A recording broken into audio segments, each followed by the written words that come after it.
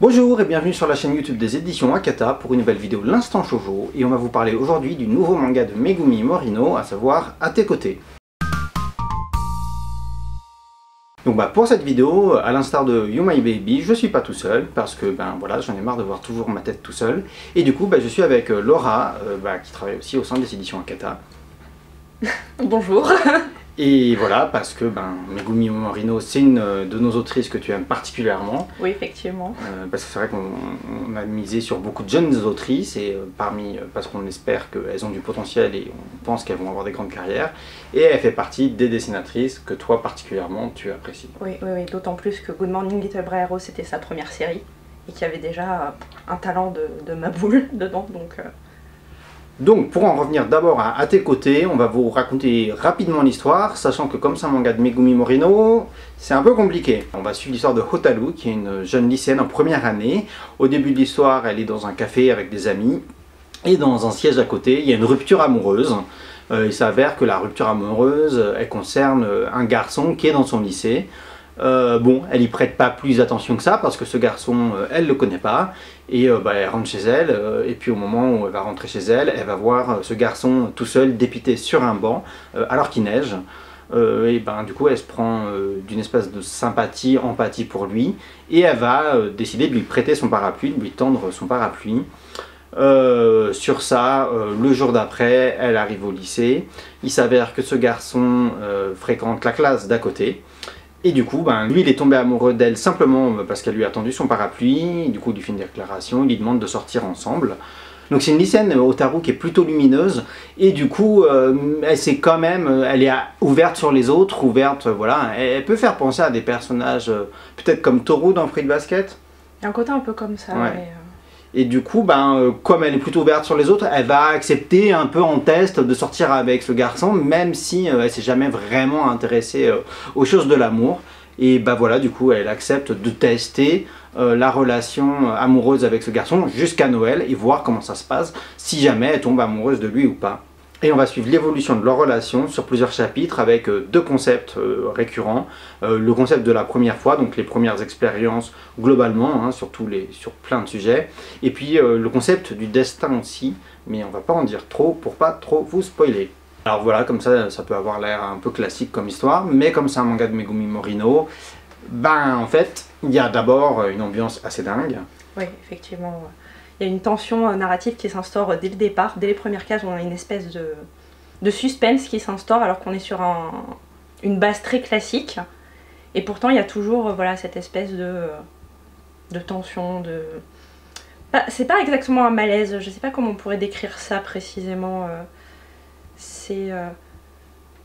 Oui, comme s'il y avait quelque chose qui se préparait en fait, ce sentiment d'avoir... une info qu'on n'a pas, qu'on nous a pas donnée, qui nous attend au tournant en fait. Oui, parce qu'on on sent que dans le... Après moi j'ai lu on peut pas spoiler. On peut pas spoiler. Voilà, il y a des révélations qui vont tomber un peu plus tard dans l'histoire, pas au tome 1 clairement, ni au tome 2. En fait, sur le rabat du tome 3, Megumi Morino a dit « Ah voilà, j'ai l'impression que je suis enfin sur la ligne de départ ». Ça veut dire beaucoup de choses. Après, ce qui est intéressant pour moi, c'est vachement les personnages. Effectivement, au-delà de la narration, c'est vraiment les personnages qui font la différence en fait pour moi chez Megumi Morino. C'était déjà le cas plus ou moins dans Good Morning Little Bravo, parce qu'on avait déjà un héros qui avait une personnalité spécifique, qui n'était pas forcément dans les standards, etc. Et là, ce que je trouve intéressant, c'est déjà la relation des deux personnages qui est vraiment très équilibrée. Bizarrement, on est souvent dans un côté... soit il y a un gros déséquilibre, soit les deux personnages sont hyper sains, hyper positifs, hyper dans la joie et la bonne humeur, c'est tout mignon, un peu comme dans You My Baby en fait, quelque part.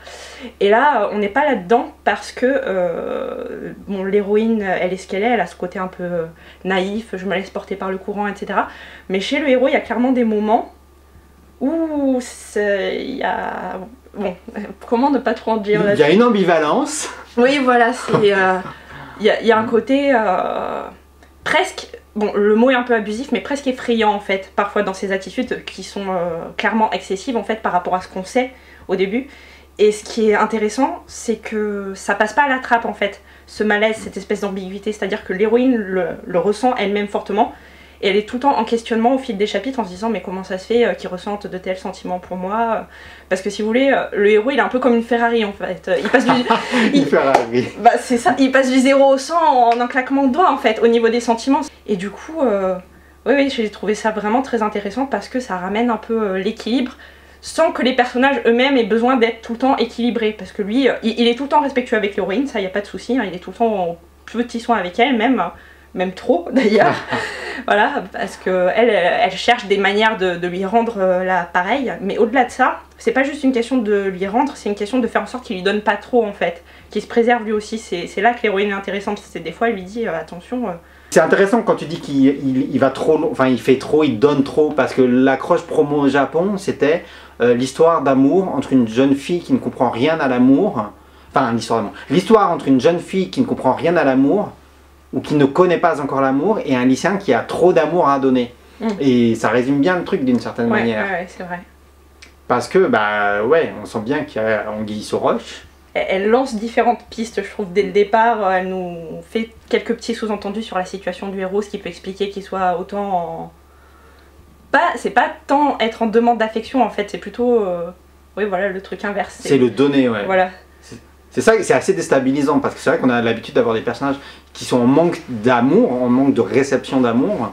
Mais là, il veut donner de l'amour. Et c'est cette espèce d'équilibre qui est curieux. Ouais, et il sait pas vraiment comment s'y prendre en plus, hein, parce que dès le début, la majorité des personnages, en dehors de l'héroïne, elle sait pas vraiment qui il est, il est pas sur son radar, clairement. Mais les autres personnages le connaissent parce que c'est, comme dans beaucoup de shoujo, le profil du beau gosse, intelligent, voilà, populaire. Mais tout le monde dit qu'il est froid et distant, en fait. Alors que l'héroïne, elle le perçoit pas du tout comme ça, parce qu'évidemment, il lui montre pas cet aspect-là. Mais il y a des moments où elle s'en rend pas compte, mais lui, il a ce comportement avec les autres. Voilà, quand il se sent, quand il entend quelque chose qui lui plaît pas, quand il se sent un peu menacé, ou voilà, il peut y avoir différentes situations. Ce qui est assez parlant, c'est que dans le premier volume, on le voit quasiment jamais interagir avec d'autres personnes que l'héroïne en fait. Donc déjà rien que là, c'est pas innocent. Non, c'est vrai, c'est pas innocent.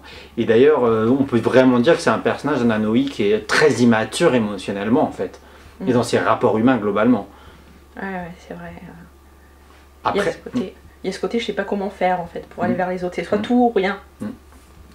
Après, bon, si je dois parler un peu de la suite à demi-mot, l'histoire, moi ce que j'apprécie au-delà de tout ça, hein, et de l'ambiance, les personnages, c'est que ben voilà, elle va être vraiment inscrite dans un truc très réaliste, d'une certaine manière aussi, par rapport à un quotidien de jeunes japonais. Donc on va les voir dans leur quotidien avec bon, les trucs qu'on a l'habitude de voir, Noël, les rendez-vous, la première fois au parc, etc. On va les voir travailler aussi, des petits boulots de lycéens. Voilà, donc ça va élargir leur univers justement parce que c'est pas centré que sur eux deux. Je pense que c'est une des spécificités de Megumi Morino de réussir à décrire un univers global. Elle l'avait fait à mon avis, enfin moi c'est comme ça que je le perçois dans Good Morning Little Briar Rose, où en fait on se rend compte que tout était lié et tous les personnages étaient liés, c'était assez bluffant. Et c'est intéressant d'avoir des personnages ados qui sont pas dans le contexte du lycée en fait, pour une fois. Parce que c'est quand même assez rare pour être souligné. Après, voilà, c'est ce que je disais au début de la vidéo, on aime bien proposer beaucoup de jeunes dessinatrices de shoujo manga en espérant qu'elles vont avoir une carrière qui va exploser parce qu'on voit voilà, dans leurs œuvres et dans leur travail, dans la narration ou dans quelque chose en tout cas, quelque chose qui nous plaît, qui nous parle. Et on a envie de miser sur des jeunes avant qu'elles deviennent des grosses stars au Japon. Il se trouve qu'on a misé sur Megumi Morino. Actuellement, à tes côtés, c'est un énorme best-seller shoujo au Japon. Faudrait voir les derniers chiffres sur les derniers mois parce qu'il y a des nouvelles séries, mais au moment où ça a été lancé, ça a été vraiment le meilleur démarrage shoujo de son éditeur, donc Kodansha. Aujourd'hui, avec 5 tomes, ils sont à 1 million d'exemplaires vendus, ce qui est énorme. Pour un shoujo manga, c'est assez énorme. Ils ont fait une édition collector sur le tome 5. Je sais que c'est une des autrices que tu aimes particulièrement. Est-ce que tu peux un peu parler de comment tu lis ces livres et qu'est-ce que tu retrouves chez elle que tu ne trouves pas forcément chez d'autres? Ce que je trouve assez énorme en fait chez elle, c'est qu'elle est capable de partir de quelque chose de relativement classique ou d'attendu et de le tourner complètement à sa sauce en fait. Elle est capable de prendre, là comme dans À tes côtés, la situation la plus classique possible, hein, la fille entre guillemets banale et gentillette qui tombe dans les filets du beau gosse, etc., que tout le monde se demande pourquoi ils sont ensemble, et en faire quelque chose de plus profond, avec plusieurs couches en fait, plusieurs niveaux de lecture même, et même avec un pitch aussi banal que ça, elle est capable de nous lancer des pistes, de nous faire imaginer des théories un peu abracadabrantes et tout, parce qu'il y a cette tension en permanence qui fait que on sait jamais où ça va aller, comment ça va tourner, et je trouve ça proche du génie en fait, d'être capable de prendre la base de la base et d'en faire presque un scénario à suspense. Bon, j'exagère un chouïa, mais il y a un côté un peu comme ça, c'est... parce que, bon, j'ai lu le tome 1, et je me suis retrouvée addict en fait, directement, parce que, oui. Non mais c'est marrant que tu dises que tu as été addict, parce que le titre original, c'est... Enfin, le titre c'est Malade d'amour avec Ananoi, et ils ont mis un sous-titre qui est I'm addicted to you. Ouais, voilà. Mais tu sais, quand tu dis que c'est presque un manga de suspense, je peux comprendre, parce que tu te demandes en lisant le bouquin tout le temps, est-ce que ça va basculer à un moment? Qu'est-ce qui va basculer? Est-ce qu'il va y avoir un caillou dans l'engrenage qui fait que tout va déraper dans on sait pas quoi? Et cette tension, elle est là clairement tout le long, quoi. Mais c'est surtout pas tant comment tout va déraper, mais comment tout va se démêler en fait. C'est comme si on avait une tapisserie avec un fil et qu'on commence à tirer sur le fil et tout vient avec en fait. Il y a plus ce côté-là, je trouve. Voilà, parce que clairement, c'est même pas que du côté du héros en fait. Je trouve qu'il y a tout un... Comment dire, tout un microcosme qui s'instaure autour d'eux en fait, avec plein de personnages qui interviennent les uns avec les autres, et au fil de leur relation, enfin tout est interconnecté. De toute façon, chez Megumi Morino, tout est toujours interconnecté. C'est tous les personnages, enfin aucun personnage n'est là par hasard en fait, c'est ça. Ils ont tous un rôle à jouer, enfin dire une fonction, ça fait un peu mécanique, mais quelque part c'est ça. C'est comme si on était sur un jeu d'échecs et qu'elle avait placé ses pions, et elle dit bon voilà, ça va tomber comme ça, Et voilà, c'est exactement ce qui s'est passé sur Good Morning Little Briar Rose. Et à ce moment-là de l'histoire, on en est au tome 5 au Japon, on ne sait pas encore tout, même nous en tant qu'éditeurs. Et en fait, c'est ça de prendre un pari sur des jeunes dessinateurs, ou des jeunes dessinatrices en l'occurrence. En fait, là, nous, on avait vraiment énormément apprécié Good Morning Little Briar Rose. Et en fait, on mise sur quelqu'un qu'on estime avoir un potentiel de dingue, particulièrement Megumi Morino. Et moi, en tant que lecteur, à chaque nouveau chapitre, je suis un peu comme un dingue à dire qu'est-ce qui va se passer? Parce que j'ai envie de savoir, bon, je sais un peu plus de choses là maintenant, mais il y a plein de choses encore que je ne sais pas dans l'histoire. En l'occurrence, il y a des révélations sur le passé un peu des héros, leur enfance, etc. Mais on est loin de tout savoir, tous les tenants et tous les aboutissants. Et ça rend assez accro. Ouais. Et au-delà de ça, je pense que ce qui rend vraiment accro, c'est les personnages eux-mêmes. En fait, t'en parlais déjà au départ. Mais les personnages peuvent avoir l'air classiques, entre guillemets, sur le départ, mais ils sont toujours plus que leurs clichés, en fait. Elle arrive toujours à dépasser les espèces de standards, parce qu'on a des archétypes dans le manga, on va pas se leurrer. Hein. Donc là, on était sur le beau gosse un peu froid et distant, mais qui, du coup, est au contraire totalement adorable avec l'héroïne, au point que ça la met même, elle, mal à l'aise. Puis elle a un peu ce côté... la gentille, naïve, qui connaît rien à l'amour, mais qui est quand même attentive aux autres et qui perçoit quand même quand il y a un malaise, et qui n'hésite pas à dire franchement les choses telles qu'elles sont. Elle a ce côté très honnête, très franc, elle a pas peur d'y aller en fait, elle lui dit franchement là ce que t'as fait ça me plaît pas parce que c'est mal pour moi, c'est parce que c'est mal pour toi en fait. Et ce côté spontanément généreux, même si elle n'est pas vraiment encore amoureuse de lui, ou du moins elle n'est pas capable encore de s'en rendre compte, hein, on va pas mettre la charrue avant les bœufs, n'est-ce pas? Mais si vous voulez, ce côté spontanément généreux d'aller vers l'autre et de privilégier son bien-être avant le sien, je trouve que c'est quand même important comme message, important comme modèle. Et c'est pas si fréquent que ça en fait quand on regarde bien. Il y a plus ce côté je rends l'appareil souvent, que le côté de dire attention là ce que tu fais, tu te mets en péril pour moi et ça me rend pas heureux en fait. Parce que ce qui me rend heureux c'est plutôt que toi tu sois bien en réalité. Voilà, et je trouve ça très sain en fait comme message, surtout sur des bases qui pourraient être malsaines, parce que la relation pourrait être facilement très déséquilibrée vu qu'elle n'est pas réellement amoureuse de lui, mais lui clairement il l'adore, hein, il est en adoration devant elle, c'est pas un euphémisme vraiment.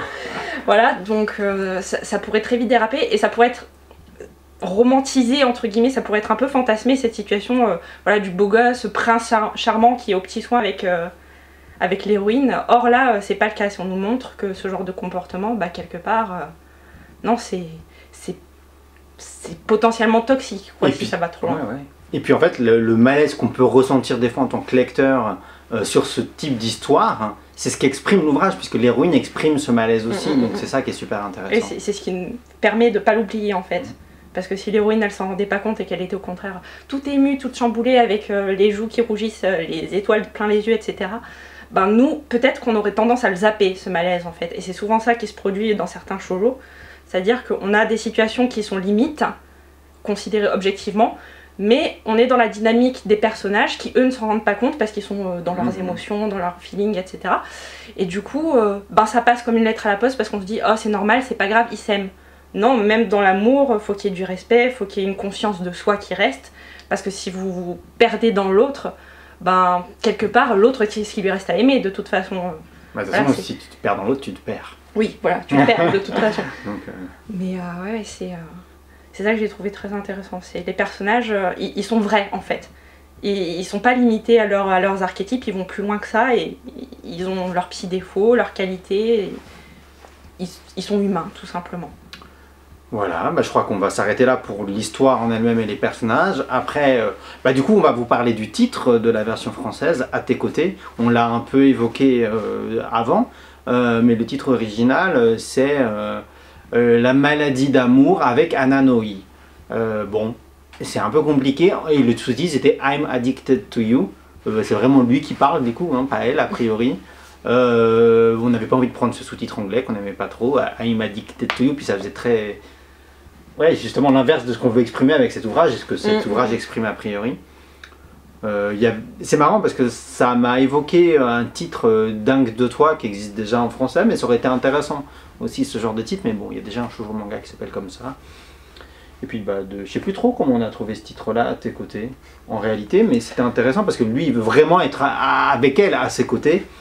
Ouais, mais ça marche dans les deux sens en fait. Ouais. C'est ça qui est bien, ça rééquilibre. Parce que quelque part, pour moi, jusqu'à présent, enfin j'ai pas tout lu, bien sûr, mais la question c'est de rééquilibrer les choses en fait, entre les personnages. Et en eux-mêmes aussi, quelque part, parce qu'elle a un problème, vu que l'amour, elle fait un blocage dessus, clairement, elle sait pas ce que c'est, elle sait pas à quoi ça correspond, alors que lui, au contraire, il en a trop. Donc, ouais, c'est quelque part, chacun se tire l'un vers l'autre et il se retrouve au milieu, quelque part. Donc, À tes côtés, c'est bien parce que ça fonctionne pour lui, mais ça fonctionne aussi pour elle, parce qu'elle n'est pas passive, en fait. Elle fait des efforts pour aller vers lui, elle fait des efforts pour se rapprocher de lui, pour faire des gestes, pour être une bonne petite amie, etc. Elle ne laisse pas tout sur ses épaules, en fait. Donc, et vice-versa. Oui, et vice-versa.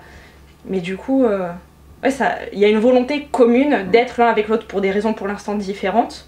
Mais ouais, je trouvais ça important de mettre l'accent sur le fait que ben, ça marche pour les deux, quoi. Et c'est comme ça que doit fonctionner un couple, c'est toujours les deux ensemble.